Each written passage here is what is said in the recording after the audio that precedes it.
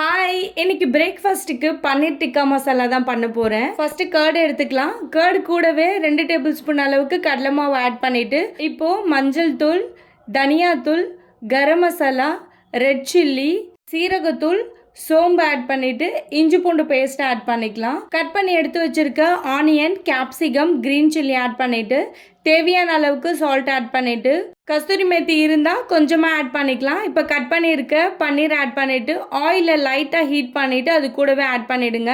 இது எல்லாமே நல்லா மிக்ஸ் பண்ணி நம்ம எடுத்து வச்சிடலாம். எண்ணெய் சூடானதும் ஸ்பைசஸ் ஆட் பண்ணிவிட்டு ஆனியன் ஆட் பண்ணிக்கலாம். ஆனியன் நல்லா வதங்கினதுக்கப்புறம் அரைச்சி எடுத்து வச்சுருக்க தக்காளி ஆட் பண்ணிவிட்டு தேவையான அளவுக்கு சால்ட் ஆட் பண்ணிவிட்டு மிக்ஸ் பண்ணி விட்டுருங்க. அது நல்லா குக் ஆனதுக்கப்புறம் நம்ம மிக்ஸ் பண்ணி எடுத்து வச்சுருக்க பன்னீரை அது கூட ஆட் பண்ணிவிடுங்க. கொஞ்சமாக தண்ணி ஆட் பண்ணிவிட்டு மூடி போட்டு மூடி குக் பண்ணி எடுத்துட்டோன்னா நல்லா எண்ணெய்லாம் பிரிஞ்சு வந்திருக்கும். அவ்வளோதான். இதை சப்பாத்தி இல்லைன்னா பரோட்டாக்கு வச்சு சாப்பிடும் போது அவ்வளோ டேஸ்ட்டாக இருக்கும். கண்டிப்பாக ட்ரை பண்ணி பாருங்கள். இந்த மாதிரி வீடியோஸ் பார்க்க ஃபாலோ பண்ணிக்கோங்க. பாய்.